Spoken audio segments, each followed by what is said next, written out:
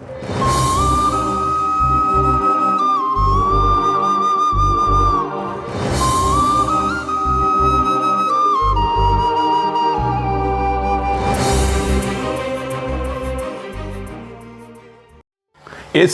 పరిశుద్ధమైన నామములో మరొకసారి ఎవ్రీడే విత్ జీసస్ అనే కార్యక్రమాన్ని వీక్షిస్తున్న మా క్రైస్తవ కుటుంబాలందరికీ మా హృదయపూర్వక ధన్యవాదాలు.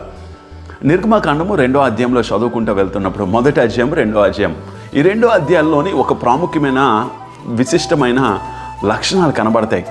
ప్రజల యొక్క కన్నీరు, ప్రజల యొక్క నిట్టూర్పు, ప్రజలు ఎలా బానిసత్వంలోకి వెళ్ళిపోయారు. 430 సంవత్సరాలు బానిసత్వంలోకి వెళ్ళిపోయాక అలాంటి భయంకరమైన బానిసత్వ జీవితం జీవిస్తున్నప్పుడు వాళ్ళు ఏం చేస్తారో చూడగలిగితే ఈరోజు ఆ లేఖన భాగాన్ని మన జీవితాల్లో మనకి చాలా సమస్యలు ఉంటాయి ప్రియులారా. మనము చాలాసార్లు నలిగిపోతాం, మనము చాలాసార్లు చాలా విషయాల్లోని అలిసిపోతుంటాం.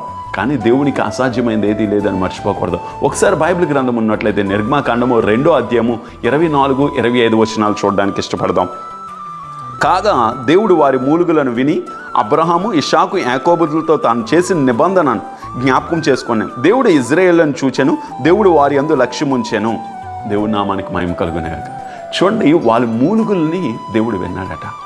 ఈరోజు నువ్వు అనుకుంటున్నావేమో, నా కన్నీరుని దేవుడు వింటున్నాడా లేదా, నా ఆలోచనలు దేవుడు వింటున్నాడా లేదా, లేకపోతే నా మూలుగులు దేవుడు వింటున్నాడా లేదా, లేకపోతే నేను ఎన్నిసార్లు మోకాళ్ళు అడిగేటట్లు ప్రార్థన చేస్తున్నాడు, దేవుడు అసలు వింటున్నాడా లేదా.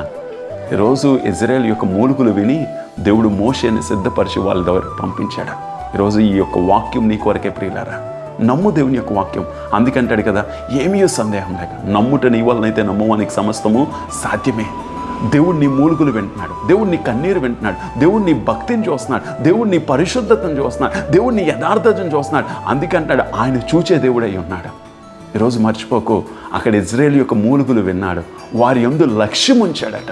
ఈరోజు నువ్వు విని ఇక్కడ 3 విషయాలు మనము ఆ యొక్క 2 వచనాల్లో జ్ఞాపకం చేస్తే, మూలుగులు వినడమే కాదు, అబ్రాహాము, ఇషాకు, యాకోబు దేవుళ్ళతో వాగ్దానం చేసిన ఆ వాగ్దానాన్ని జ్ఞాపకం చేసుకుని వారి యందు లక్ష్యం ఉంచాడు. దేవుడు నీకు కూడా ఈ సంవత్సరంలో చాలా వాగ్దానాలు చేశాడా.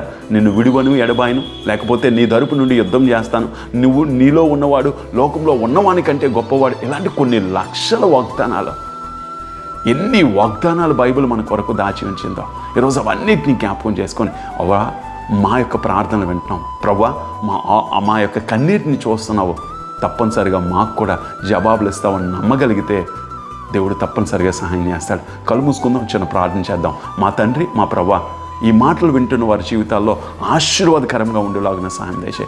మా కన్నీరుని, మా వ్యాధిని, మా మూలుగులు వింటున్న గొప్ప దేవుడానికి వందనాలు.